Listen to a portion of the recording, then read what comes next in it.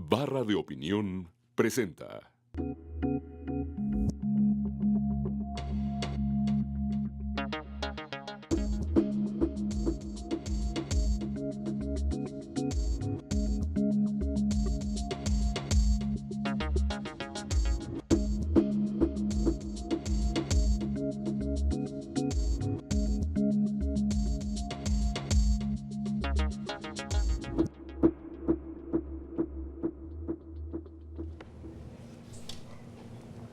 Muy buenas noches, bienvenidos a esta emisión de Entre Tres.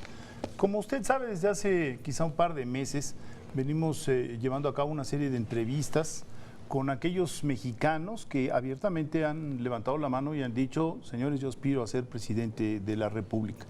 Por aquí han pasado primero las damas Josefina Vázquez Mota, Santiago Krill, ha pasado también el aspirante Marcelo Ebrard del PRD.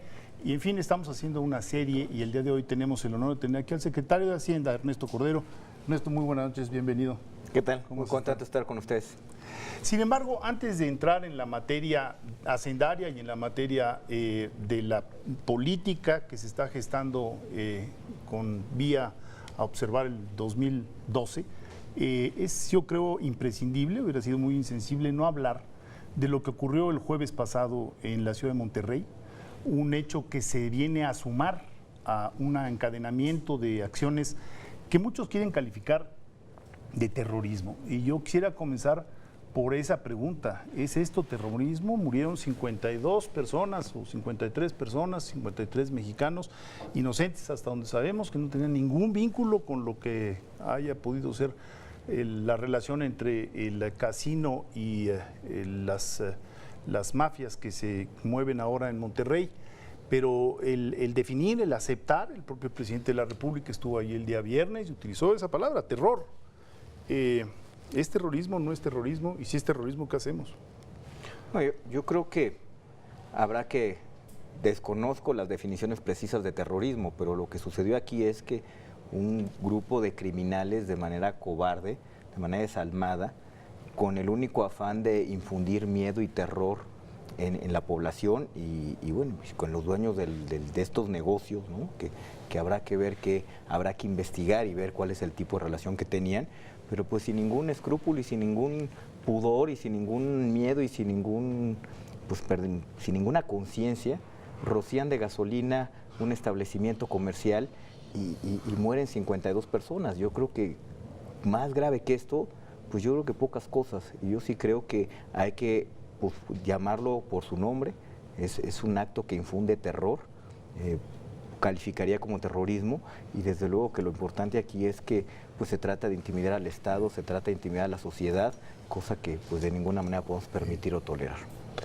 Yo creo que la duda es, sin duda es un acto de terror, nadie puede estar en contra de ello, tristemente es un horroroso acto de terror.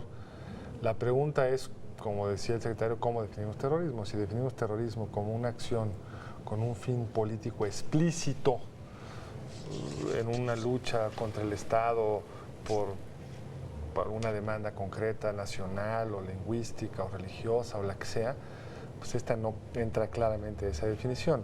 Si lo ampliamos un poco más como cualquier acto en contra de las instituciones, con un objetivo de debilitarlas en un sentido general, pues yo creo que califica como un acto de terrorismo. Desde el punto de vista de las definiciones de derecho internacional, cuando a un grupo se le califica como grupo terrorista, pues eso tiene una serie de implicaciones en el tratamiento que se le hacen a sus miembros, a sus bienes, y es una discusión que claramente todavía no hemos llegado a ella, digamos.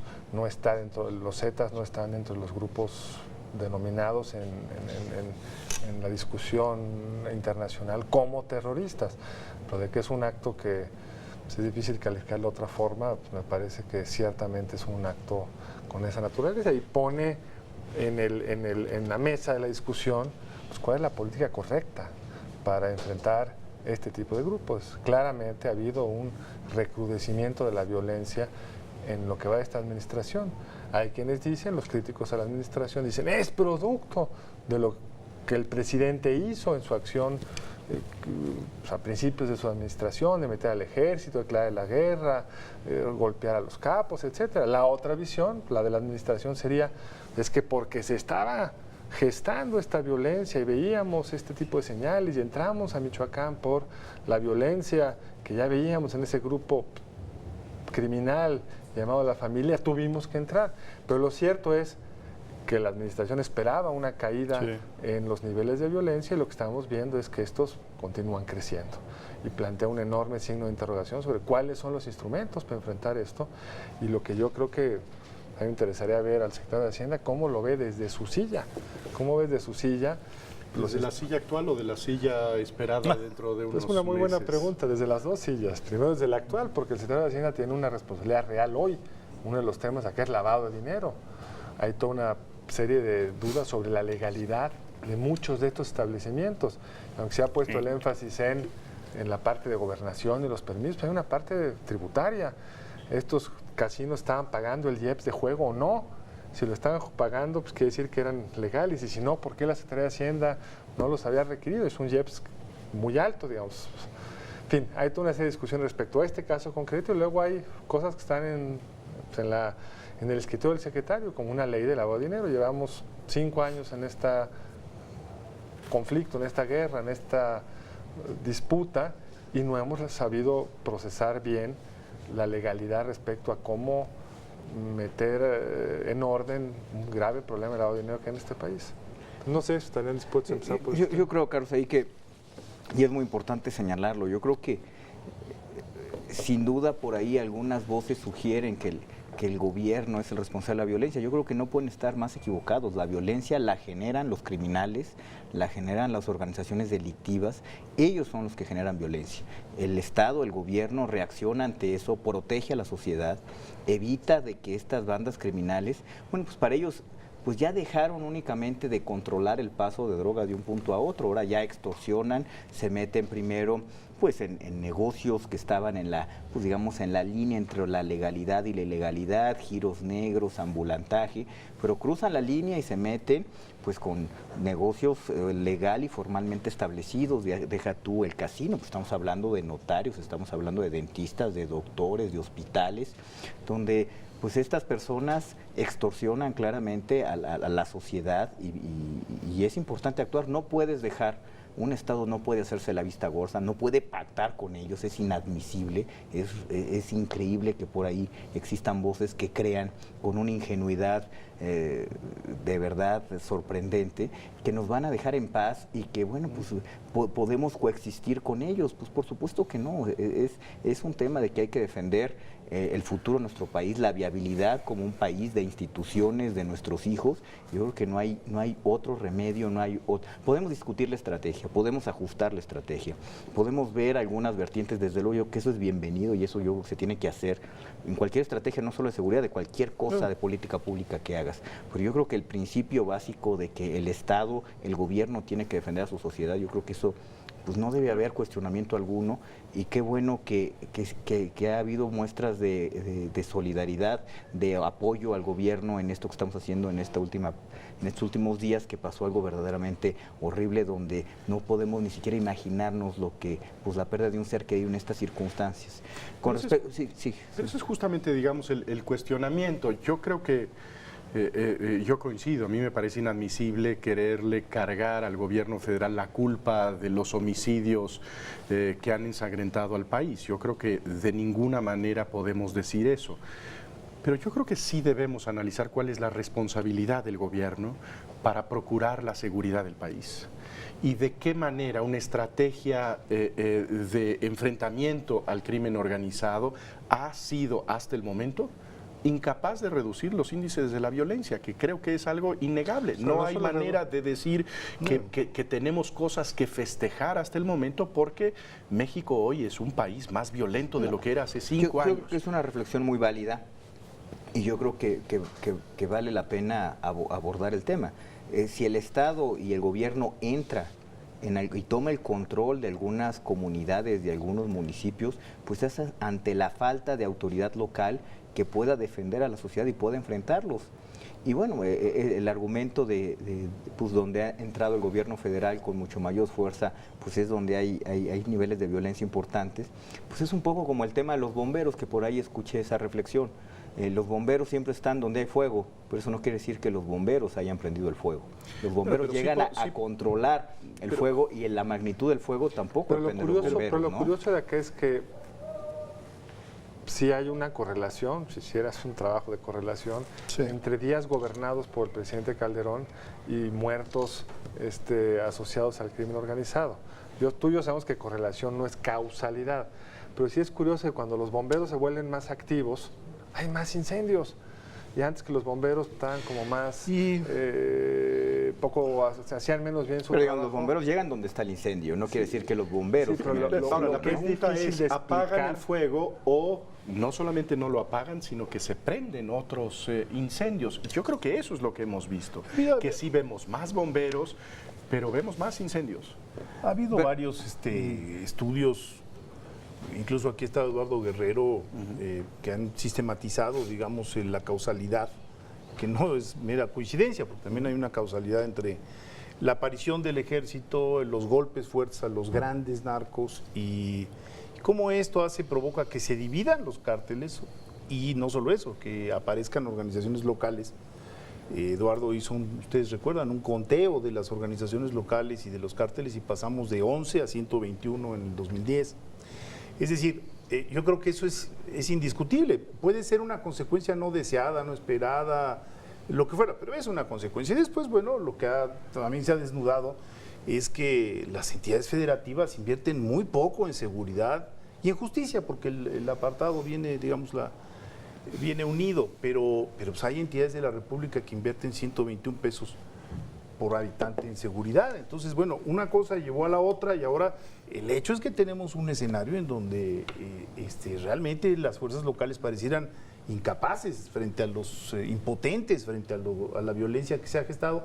Con esto que señalabas, los giros a los que han tenido que digamos, han migrado, entre otras cosas, porque pierden los contactos para colocar la droga del otro lado. Entonces se van a extorsión, se van a secuestro de delitos locales, y entonces los gobernadores también de pronto levantan la mano y dicen, oigan, pero es que esta violencia no estaba aquí hace 5 años. Y yo creo que ahí un poco, Federico, también es la lógica del negocio de la droga. Sí. Antes la lógica del negocio era mover la droga de un punto a otro, donde pues era parte del éxito hasta un muy bajo perfil, donde nadie te viera, donde nadie supiera. Al final de cuentas, hay que reconocer que el problema cambió por muchísimas explicaciones que van desde sociales, en fin, México se ha vuelto un país consumidor en distintas zonas urbanas, sobre todo en nuestro país, y lo cual implica que el negocio ya también está en México. Y el negocio cambia, el negocio se vuelve a un negocio de control de distribución territorial. Y no solo eso, el problema es cuando estas bandas no solo distribuyen drogas, sino que también cruzan la línea y empiezan a extorsionar y empiezan a generar negocio pues en la sociedad que vive de otra manera. Y parte del éxito de ese negocio es que te tengan miedo, que te tengan terror y que crean que tú tienes control sobre la plaza. Entonces cambia dramáticamente el tema del negocio. Ahora, ¿qué diferencia hay con esto en Estados Unidos? Yo creo que te diría que una diferencia fundamental es que en Estados Unidos, que pasa o puede pasar mucho de esto, hay instituciones policíacas locales que impiden que una extorsión común y corriente se vuelva la generalidad y que impiden que esto se vuelva un problema de seguridad nacional y se convierta en un problema de seguridad pública. Ahora, se escucha desde el gobierno federal, yo escucho, digamos, mucha apertura a ver alternativas. El presidente hoy iba a ver al rector de la Universidad Nacional para escuchar sus propuestas, finalmente no se dio, pero en fin, yo creo que escuchamos muchas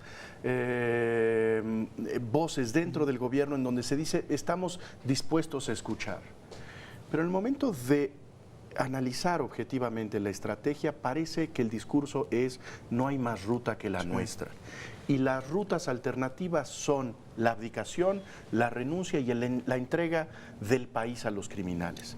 ¿En dónde son, a su juicio, dónde están los puntos que habría que revisar de esta estrategia para pues recuperar la tranquilidad en el país, cosa que me parece que es urgente desde todos los puntos de vista? Mira, yo creo primero que nada que, y la invitación sigue ahí, y de verdad sin menoscabo de las propuestas que han surgido. Yo creo que también, y hay que hablar con toda claridad, El gobierno siempre ha estado receptivo de escuchar sugerencias, propuestas, política pública concreta en parte de esta estrategia. Lamentablemente no siempre ha sido una propuesta concreta. Muchas veces pues son lugares comunes, más prevención, más cosa que el gobierno viene haciendo desde que arrancamos. Hay una inversión en cuestiones sociales de educación, de generación de empleo, de Pero generar entonces mejores la condiciones opción para es los perseverancia jóvenes. solamente. Yo creo que lo importante es tener un diagnóstico muy preciso de qué es lo que se ha hecho, pues para poder sugerir mejoras y adecuaciones a la estrategia. Si no se conoce la estrategia en su conjunto, y a lo mejor ahí el gobierno también ha sido omiso en no poderla transmitir. Pero sí, por ejemplo, tú me dices, lo que faltan son oportunidades para los jóvenes. Desde luego que faltan oportunidades para los jóvenes, pero no se puede negar la gran inversión que se ha hecho para aumentar, por ejemplo, la cobertura en educación media superior y superior en México como nunca antes, programas de capacitación. En fin, se ha hecho un esfuerzo muy importante por tratar de mejorar esta situación. Entonces yo lo que te diría, que qué es lo que sigue, y si tú me preguntas, yo creo que estos primeros años han sido muy activos en dar, pues en el desmantelamiento de las grandes bandas que tenían cobertura a nivel nacional, que responden también a una lógica de pleito entre ellos, de dominio territorial. Pues el gobierno ha sido efectivo en desarticular muchas de estas bandas. ¿Qué sigue? Si me preguntas, yo creo que ahorita el reto fundamental es tener cuerpos policíacos a nivel local que verdaderamente puedan defender a la sociedad y puedan de alguna manera pues tomar el espacio donde el gobierno federal, a través de su Policía Federal y las Fuerzas Armadas, pues llegaron a tomar control de la situación. Yo creo que ese es el reto ahorita. Policías confiables, equipadas, técnicas. Pues tenemos que discutir estos otros temas en un momento más. Estamos con el secretario Ernesto Cordera discutiendo el tema de la violencia en este momento, pero estaremos discutiendo otros temas en los siguientes 2 segmentos. Quédense con nosotros, un momento de corte.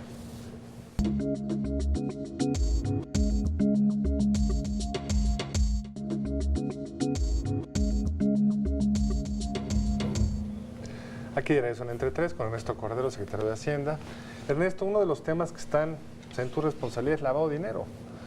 El gobierno tardó, pero hace un año mandó una iniciativa de ley para apretar en muchos ámbitos muy importantes esta importante cuestión, que hay quienes dicen eso es lo que le ha faltado a esta estrategia. Sigue el dinero, métete en los circuitos financieros. Si uno ve los casos que se han atendido, que se han logrado resolver en materia de lavado de dinero, son muy pocos. Hubo una iniciativa del gobierno, pasó el Senado, está atorado en la Cámara de Diputados. ¿Qué podemos esperar de ello? Yo creo que es una pregunta medular y muy importante de resolver. El tema de cómo afectar los intereses económicos de estas grandes bandas pues es central en el combate a la estrategia de abatimiento del crimen organizado. El gobierno federal envió una iniciativa hace ya casi un año que fue dictaminada en el Senado, está en la Cámara de Diputados y lamentablemente pues no se ha visto la voluntad de poderla desatorar, que básicamente tiene 2 componentes. Uno de ellos es el tema de restricciones al pago en efectivo, pues de casas, de coches, de yates, de joyas. Segundo, un esquema de reporte de actividades que no quiero decir que sean ilegales, porque yo creo que eso es importante señalarlo. No estamos infiriendo que, por ejemplo, la gente que se dedica a las bienes raíces o la gente que vende yates o la gente que, los notarios, por ejemplo, pues están en la ilegalidad, ¿no? Simplemente que reporten para que la autoridad tenga una mejor información. Y un tercer elemento que es bien importante, el que la Procuraduría General de la República tenga una contraparte de inteligencia financiera que en este momento nos hace mucha falta. Yo creo que es importante señalar, el tema del lavado de dinero está dividido en 2 partes casi en todo el mundo, y México no es de excepción. La parte del análisis financiero, que es lo que hace la Secretaría de Hacienda a través de la UIF, donde nosotros, en base a la información que nos llega de los bancos, de los intermediarios financieros, pues de alguna manera es una investigación donde si hay elementos o no, notificas a las instancias correspondientes para perseguir, judicializar y en su caso asegurar los bienes correspondientes, pero eso ya depende de otra instancia, que en este caso es la PGR. La Secretaría de Hacienda se queda en la integración de la investigación financiera. Los responsables de judicializar el caso es otra instancia. Y en este momento, por diseño institucional, la PGR le faltaba ese cacho, que ojalá sería fundamental, la parte que podamos hablar entre los dos. ¿Por qué no hay voluntad política en la Cámara para sacar un tema tan importante que más ha sido tan criticado desde la oposición, la falta de acciones relevantes en la materia? Mira, yo creo que como muchos otros temas que pasan por la Cámara de Diputados, lamentablemente, pues tenemos capturado por ciertos grupos de interés lo que sucede en las cámaras. Entonces, yo creo son los grupos de interés que pues, no les conviene esto? Grupos que pues, se han enquistado en el debate parlamentario en nuestro país, y yo creo que pues es importante que la sociedad presione, que la sociedad asigne costos y elevemos el tema del debate de que es fundamental tener una ley de lavado de dinero que nos permita ser mucho más efectivos y mucho más asertivos en lo que estamos haciendo. El gobierno necesita mejores herramientas para combatir el lavado de dinero y esta es una de ellas. Ahora, dentro de unos días será el informe del presidente Felipe Calderón, será ya el 5º informe de gobierno. Y en materia económica parece que vemos un panorama gris.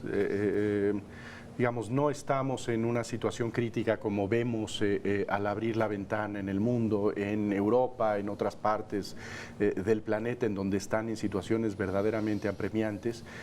Pero incluso en nuestro vecindario, si nosotros nos comparamos con lo que ha sucedido en los últimos años en América Latina, pues nuestro desempeño es pues básicamente mediocre. Llevamos ya muchos años de tener, siguiendo la expresión de Carlos Elizondo en el título de su libro, un crecimiento muy mediocre. ¿Cómo lo ve usted? Yo te diría que México es una de las economías emergentes pues, con mejor perspectiva en este momento. Tienes toda la razón, ¿no? El mundo se nos nubló, el escenario económico no nada más de México, de todo el mundo, pues cuando parecía que empezaba a verse soleado, pues se nos aparecieron unas nubes bastante grandes que nos están nublando el panorama a todos, que es el caso en Estados Unidos y que es el caso en Europa. Sin embargo, el escenario que se plantea para México es un escenario pues mejor de lo que se plantea para muchas economías emergentes. Yo creo que es importante cuando nos comparamos con Latinoamérica y cuando nos comparamos con otras economías como la mexicana, tienen diferencias sustanciales que hacen que nuestro desempeño sea distinto al de ellas y no necesariamente mejor, por ejemplo. ¿Cuáles han sido las economías que han tenido un desempeño en estos últimos años pues, de un mayor dinamismo económico? Pues aquellos que son exportadores de commodities, aquellos que tienen unas economías exportadoras pues bastante simples y que en el momento en que el precio de los commodities se dispara para arriba, bueno, pues tienen un boom muy importante. La economía mexicana es bastante más sofisticada que eso. Nuestro sector exportador exporta bienes y servicios con un alto valor agregado que son mucho más robustos a estos precios que están pasando en este momento. Y no necesariamente es malo, estamos hablando que necesitamos capital humano, que necesitamos disminuir costos de transporte, que necesitamos una serie de componentes de una economía más moderna, que es lo que apuntala a nuestro sector exportador y también por eso sufrimos menos cuando se aprecia nuestra moneda. Pero puede ser efectivamente que nuestra economía es más compleja, aceptaría el argumento, pero en ese sentido también necesitaríamos, dada esa complejidad, un motor más eficaz para que esa complejidad se mueva. Y yo lo que veo en muchos de las expresiones oficiales es, digamos, un gran triunfalismo. No estamos como están los griegos, los españoles. Usted festejaba hace algún tiempo que teníamos una posición, un ranqueo superior al de Francia, y eso puede ser cierto. Pero lo que yo creo que deberíamos registrar es que la última década es una década de un crecimiento realmente muy limitado, que no tiene que ver con las potencialidades del país y con las exigencias del país. Y no es como se escucha de parte de la versión oficial, un problema de que los mexicanos seamos pesimistas y andemos rezongando y no tengamos la capacidad de ver las grandes cosas que tenemos en México. Sí hay indicios preocupantes. La pobreza ha aumentado en los últimos años. El empleo no se genera, digamos, la cobertura social no ha crecido como debería. El tema de los famosos ninis, los que ni estudian ni trabajan, un estudio de Miguel Sekeli que apareció la semana pasada muestra que ha crecido y más que otros países de América Latina. Cuando uno ve los estudios que hacen entidades financieras respecto a cuál sería nuestro potencial de crecimiento en los siguientes 40 años, estamos muy por debajo de él. Si vemos los índices de competitividad, hemos estado cayendo. En fin, sí hay muchas señales de que el modelo mexicano como que se estancó. sí, no tenemos los recursos naturales de Brasil y a lo mejor eso explica el crecimiento brasileño, no lo sé, veremos en 10 años si lograron encadenarse mejor, pero hay cosas que México no ha hecho, una reforma energética, una mejor reforma en materia de competencia, una reforma en materia educativa, un régimen fiscal más simple y que recaude más, en fin, podríamos dar una lista larga de temas pendientes y los números están ahí, el crecimiento de los últimos 10 años es muy bajo. Pero, digamos, yo creo que nadie ha sido triunfalista. Yo creo que lo que pasa es que también cuando pues te mueves un poco del lugar común y de lo que todo el mundo espera escuchar, que estamos muy mal, y cuando mencionas datos o información que soporta con información de organismos internacionales, pues donde se ve que básicamente México está avanzando y desde luego que no estamos ni hemos llegado al país que anhelamos, ni estamos en la gloria, desde luego que no, falta muchísimo por avanzar, pero de inmediato cuando mencionas algún avance, pues de inmediato se percibe como un triunfalismo, como que está fuera de la realidad, y yo creo que también eso es algo que hay que mencionarlo. Mira, yo lo que te diría, en este momento México es de las economías emergentes que tiene una mejor perspectiva de crecimiento para el año 2012. Es una economía que ha fortalecido su mercado interno, que no está sobrecalentada, que no tiene presiones inflacionarias como tiene, por ejemplo, Brasil o algunos otros países, y que en este momento México se ve muy atractivo para invertir y para generar empleos en nuestro país. Crecimos al 5.5% en el año 2010. Este año vamos a andar a un crecimiento cercano al 4% que da las circunstancias, pues yo creo que es bastante bueno. ¿Qué pasó en esta década? Bueno, pues se nos atravesaron primero una recesión, desaceleración bastante prolongada a principios del siglo, ¿no? Del 2000 al 2004, pues que eso de alguna manera impactó el crecimiento económico en nuestro país. Se nos atravesó la recesión del 2008-2009, que fue la recesión más seria en los últimos años, pues yo te diría, pues desde los 20, desde los 30, una recesión de ese tamaño, y sin embargo México ha hecho lo posible por, a pesar de eso, tomar una senda de crecimiento económico que ojalá la podamos concretar, que ojalá podamos hacerla lo más importante posible. Y te diría también, por ejemplo, en términos de desarrollo social, que vale la pena, porque mencionaban los datos de pobreza. Yo creo que hay que ver con mucho cuidado lo que dice el Coneval. La pobreza en México se mide no nada más en poder adquisitivo, como se mide en la mayor parte del mundo, también se mete en consideraciones de educación, de salud, de seguridad social, de condiciones de vivienda digna y, por supuesto, el poder adquisitivo. ¿Qué es lo que pasa? De todos estos indicadores y de todos estos factores, y lo dice el Coneval con toda precisión, ¿qué es lo que se deteriora en México? Se deterioran las condiciones de poder adquisitivo, el tema de los precios y el tema del ingreso, que están muy condicionadas a las situaciones internacionales. ¿Qué pasa con la parte de salud?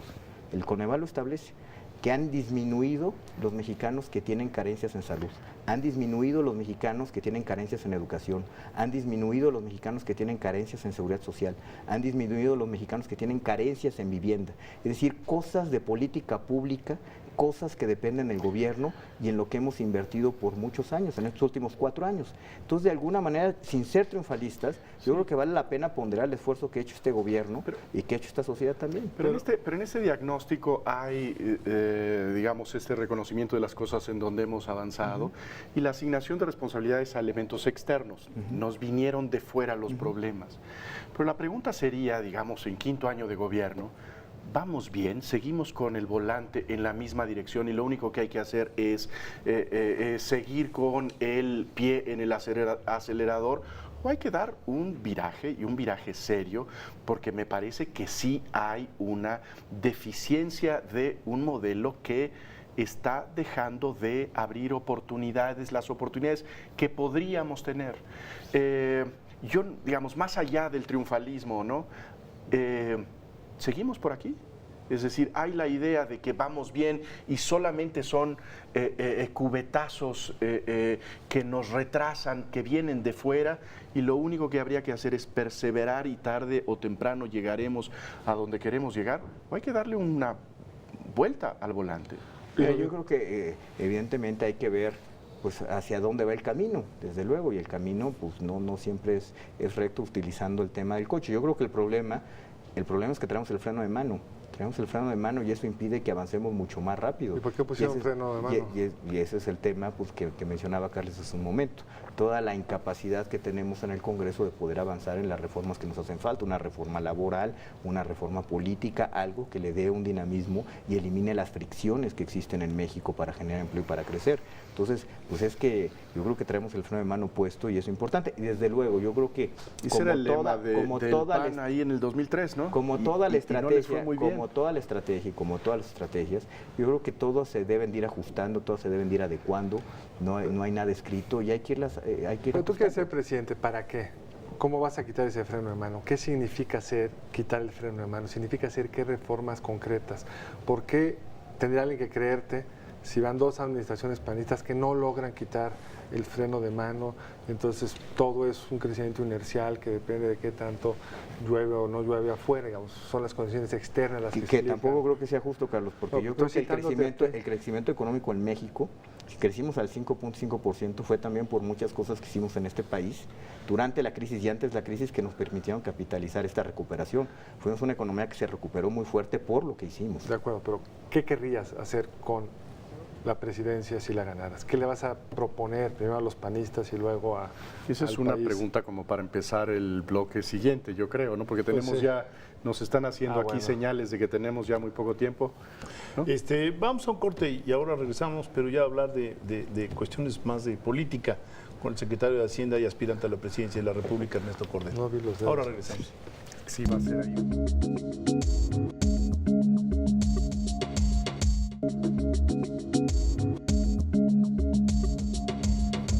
Bueno, estamos platicando con Ernesto Cordero, secretario de Hacienda, y hace unos minutos hacíamos un balance de que habría que reconocer las cosas, los activos que tiene el país y reconocer sus problemas, sus obstáculos.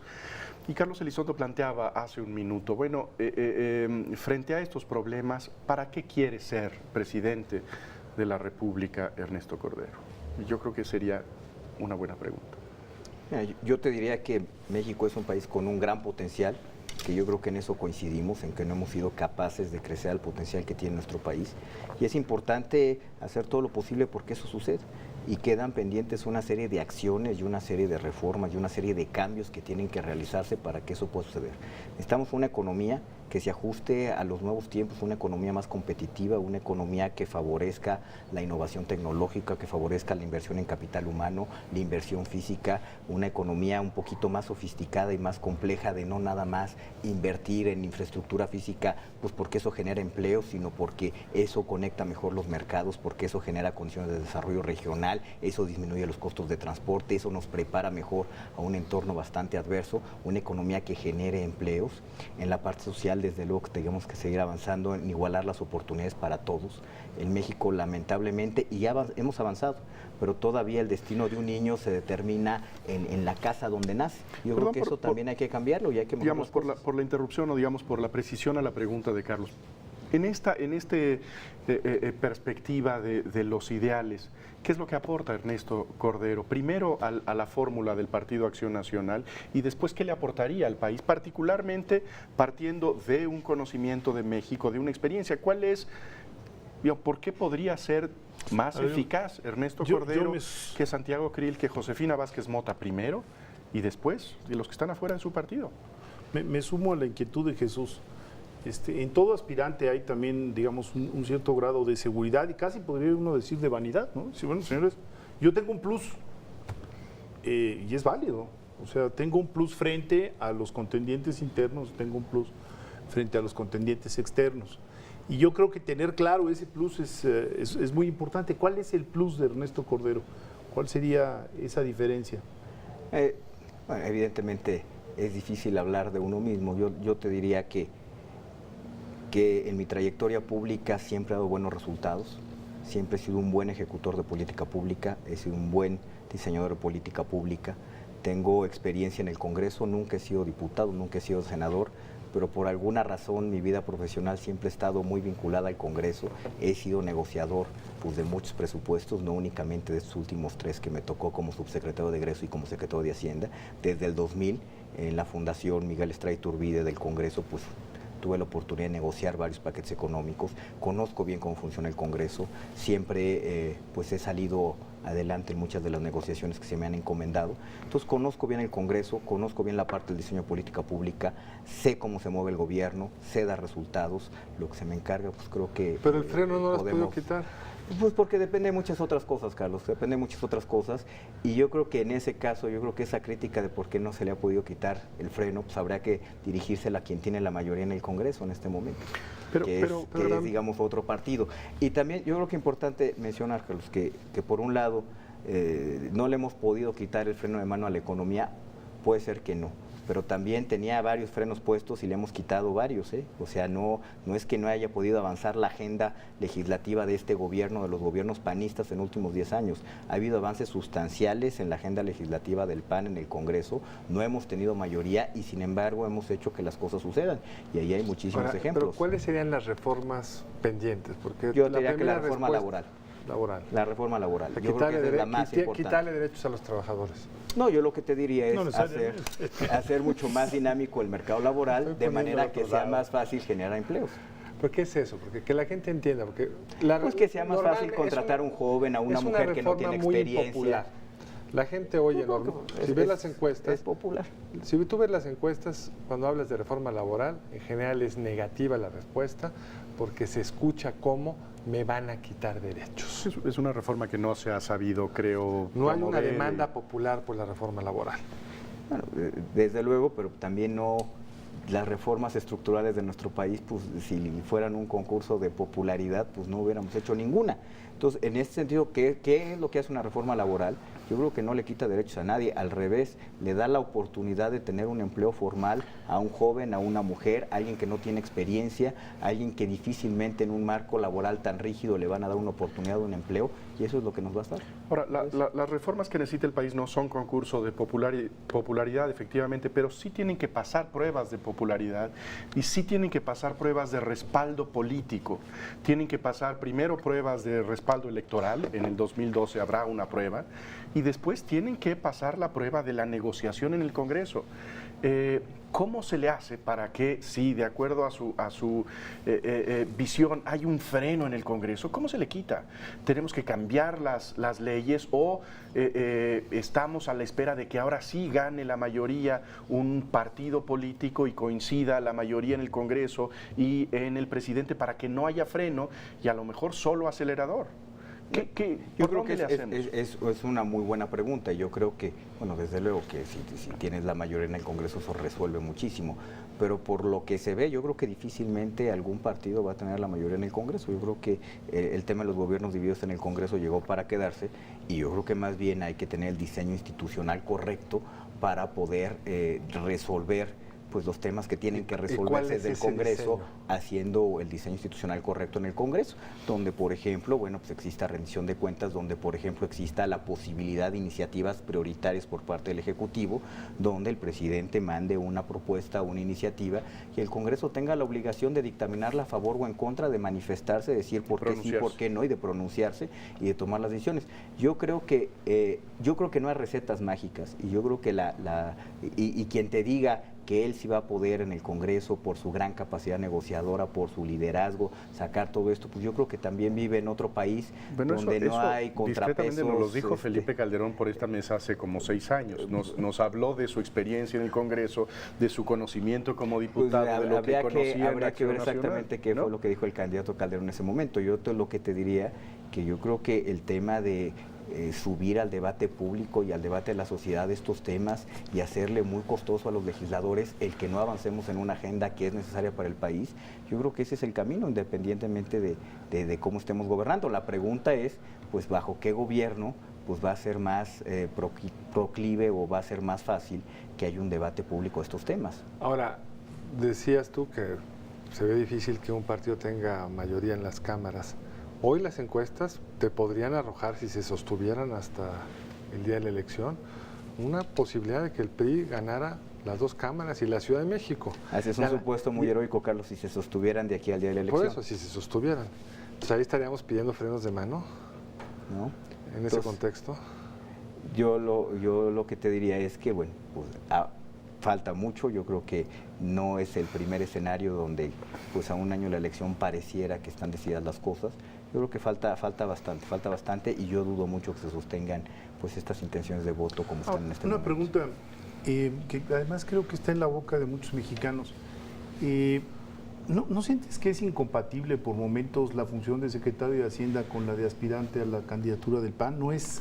¿No hay momentos en donde, digamos, deberías ya de tener una sola cartucha, la que fuera? Es decir, si vas a ser candidato, irte ya de candidato y dejar la secretaría, o la otra, quedarte en la secretaría y decir, bueno, descarto la posibilidad de ser candidato. Es porque además viene un momento muy importante para la vida del país. El 8 de septiembre se tiene que presentar lo que se conoce como el paquete económico y va a entrar una etapa de negociación con las fuerzas políticas y al fin y al cabo también está la otra cachucha. Entonces, ¿cómo lo has vivido? Yo te diría, Federico, que México o en cualquier democracia moderna, este tipo de situaciones está, servidores públicos que tienen una responsabilidad y al mismo tiempo han manifestado sus intenciones legítimas a contender un proceso electoral. En algunos casos hasta el mismo presidente o jefe de Estado, cuando entra un proceso de reelección, pues no renuncia a la jefatura del Estado. Yo creo que lo importante es distinguir y tener muy claro cuáles son tus facultades y tus atribuciones y no cruzar la línea de una y otra. Yo te diría que yo tengo mucho cuidado en eso y bueno, yo estaré muy atento y muy respetuoso de lo que marca la ley lo permite y no debe de haber ningún problema. Viene un paso más allá, no es en un contexto internacional tan volátil que se puede volver a complicar. Hoy estamos respirando una cierta calma, pero mañana se puede volver a poner como estuvo hace unas semanas. Y la verdad es que nadie sabe si vamos rumbo a un 2009 nuevamente. No se ve el escenario más probable, pero no sabemos si vaya a ser o si estamos realmente estabilizándonos o si vamos a realmente empezar a crecer como economía mundial a los ritmos que estábamos en el 10. No es algo irresponsable de un secretario de Hacienda, suponiendo que te vayas, dejar en este momento la conducción pues, de la que es quizá la secretaría más importante. Bueno, yo te diría que irresponsable sería sabiendo que el escenario de incertidumbre económica pues no es por la próxima semana o por los próximos 15 días, es por los próximos años. El que yo pues no tomara con mucha seriedad la posibilidad y la probabilidad que tengo de ser un candidato a la presidencia y de ganar. Yo creo que precisamente por eso, porque el escenario se ve bastante incierto, no, repito, no por los próximos 15 días, por los próximos años. Y yo creo que yo puedo aportar algo, le puedo dar seriedad a la conducción económica del país desde la presidencia de la República, y eso también es una de las motivaciones que tengo para seguir adelante.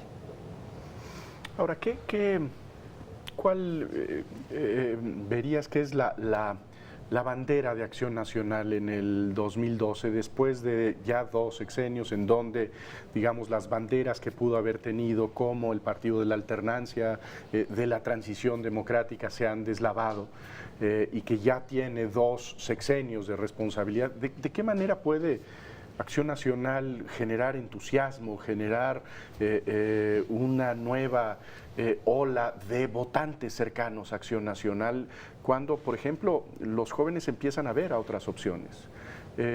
¿Cuál es, digamos, el eje, cuál podría ser el eje de una campaña de Acción Nacional? Bueno, yo te diría que tienes toda la razón, ya 2 administraciones gobernando, evidentemente se asumen desgastes y se asumen costos relevantes, pero yo creo que el Partido de Acción Nacional todavía tiene banderas que enarbolar como siempre lo ha hecho. Es un partido ciudadano, es un partido que a la hora de que se acerca un proceso electoral como es el presidencial se mueve. ¿Ciudadano en alianza con el PANAL? Pues habría que analizar y, pero y no hay que descartar. Yo creo que no hay que descartar ninguna posibilidad. Pero eso no es una contradicción grosera de decir que el PAN es un partido ciudadano en alianza con la representación más grotesca del corporativismo mexicano. Bueno, yo creo que esa es tu opinión y habrá que dejar, yo creo que hay que dejar abierta cualquier posibilidad, cualquier posible alianza. En este momento pues es prematuro para poder emitir un juicio de ese tipo. Lo que yo te puedo decir es que el Partido de Acción Nacional sigue siendo un partido ciudadano, un partido profundamente democrático en sus procesos y un partido que ha gobernado y ha dado resultados. Tampoco nos puede negar que hemos dado resultados de gobierno que le han mejorado la vida a muchos millones de mexicanos y a muchas familias, y habrá que ir a platicar con ellos y habrá que ir a a conquistarlos y habrá que ir a convencerlos de que seguimos siendo una buena alternativa de gobierno. Pero nos has dado una perspectiva básicamente económica de cómo visualiza Ernesto Cordero al país, el freno, las distintas reformas, etcétera. Pero me gustaría preguntarte en lo político. Mencionaste algunas propuestas de reforma política, pero ¿cuál es tu juicio sobre el sistema político mexicano? ¿Cómo lo vives desde dentro? ¿Qué propuestas, qué esperarías si llegaras a la presidencia de la República, además de la iniciativa preferente del Ejecutivo? ¿Qué otro rediseño institucional harías? Está la materia también de seguridad. ¿Qué propondrías en seguridad, por ejemplo, o en reforma política? Yo te diría que, pues yo creo que no, desde luego que debe haber muchas cosas que se puedan añadir, pero en este momento la que está sobre la mesa yo creo que es una iniciativa pues que ciudadaniza mucho de los problemas que tenemos. El tema de la reelección de legisladores a mí me parece fundamental, a mí me parece que el dejarle el futuro o la carrera política de un legislador al ciudadano para que vuelva o no a votar por él me parece fundamental. Entonces yo te diría que eso cambiaría mucho los escenarios y los incentivos que en este momento tenemos para que las cosas funcionen y avancen mejor. Entonces yo te diría que la reelección de legisladores a mí me parece fundamental, la reelección de alcaldes, que en algunos lados se está considerando, también me parece fundamental. El tema de la iniciativa preferente, a mí me parece una iniciativa que bueno, pues, alinearía los incentivos para muchas cosas. En la parte de seguridad, yo repito, yo creo que hay que pasar de un problema de seguridad nacional a un problema de seguridad pública, y para eso necesitamos policías confiables, bien capacitadas, tecnificadas, con inteligencia, con controles de confianza, en número suficiente, pues, para poder enfrentar pues, muchos de los que son delitos del fuero común y que son responsabilidad de las policías locales, estatales y municipales, enfrentarlo y poder de alguna manera replegar al ejército para lo que es su función, igual la Policía Federal. El presidente Calderón se ha quejado ya en varias ocasiones, reiteradamente, lo acaba de hacer el viernes, del papel de los juzgadores. Es decir, directamente en el discurso del viernes dice: señores juzgadores, ustedes también tienen parte de la responsabilidad. Si uno habla con los juzgadores, lo que dicen los juzgadores es: bueno, pues si las consignaciones están mal hechas, difícilmente podemos nosotros condenar a quienes a los presuntos culpables.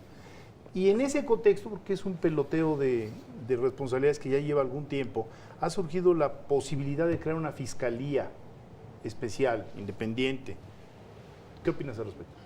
¿Fiscalía para qué, Federico? Para delitos federales, digamos, es decir, que Sustituir la Procuraduría. Sustituir la Procuraduría o dejar la Procuraduría, pero que el encargado de hacer las consignaciones fuera una entidad independiente que pudiera tener, digamos, distancia del Ejecutivo. Es decir, para no caer en este conflicto de intereses de pertenecer al fin y al cabo al Ejecutivo, por más que sea ratificado por el Senado el procurador. Yo creo que por supuesto, hay que analizarla con mucho detenimiento. Por supuesto, esto de que si son los juzgadores o es el MP quien integra mal una averiguación, en fin, yo creo que pues no hay blancos o negros. Yo creo que hay una gama de grises en todo esto, y seguramente habrá jueces muy honestos, pero habrá otros donde pues seguramente hay una gran sombra en su actuar, también los ministerios públicos. Entonces yo creo que más bien hay que profesionalizar las dos instancias. Con respecto a una fiscalía completamente autónoma, pues podría funcionar, pero yo creo que más bien lo que hay que analizar es quién ha capturado o por qué se han capturado estas instancias del gobierno. Y si hacerlas autónomas, pues los va a blindar o los va a proteger mejor de una captura como actualmente está, hablando pues en un lenguaje de teoría de juegos. Entonces yo creo que hay que ver si efectivamente eso cambia el incentivo a la corrupción, evita la captura, el que sean autónomos, a lo mejor los hace más débiles. Entonces yo creo que más bien habría que analizar con mucho cuidado quién está capturando, por qué, cuáles son los incentivos y resolver eso de fondo. En cuanto a tiempos, de lo que hablaba Federico hace un momento, de esta pues complicada existencia, digamos, de estos dos barcos, de la precandidatura, la Secretaría de Hacienda, ¿cuáles serían tus cálculos sobre las decisiones que habría que tomar? Yo creo que ya pronto. ¿Hay algún cálculo? Te lo digo con toda franqueza, yo creo que el plazo que establece la ley es el plazo principal, son los tiempos que hay que atender con mucha precisión y con mucha puntualidad. Y bueno, de aquí a ese momento, pues habrá que ir analizando, habrá que ir leyendo cada una de las coyunturas. ¿Por qué no nos recuerdas el plazo de la ley? Establece que la tercera semana de diciembre empiezan los procesos internos para elegir al candidato de cada uno de los partidos a la presidencia de la República en el año 2012. Entonces empieza la tercera semana de diciembre, que bajo la interpretación que se da, porque tampoco hay una fecha puntual, pues debe ser por ahí del 18, 19 de diciembre más o menos. Hace una semana se oía que ya te ibas. Pues eso se dice. Ahora, yo creo que, digamos, esa es la fecha que hay que, con toda claridad está puesta, y yo repito, habrá que ir analizando de aquí a allá, pues cómo van evolucionando las cosas, habrá que ver las coyunturas, habrá que pues ir con mucha responsabilidad y con mucha sensibilidad viendo los tiempos. Bueno, pues nos tenemos que despedir. Ha sido un gusto hablar con Ernesto Cordero. Creo que tenemos nueva información sobre su visión del país, sobre su visión de la economía, del futuro de México. Muchas gracias, No, secretario. gracias. Nosotros nos veremos aquí el próximo lunes en otra emisión de Entre Tres. Gracias.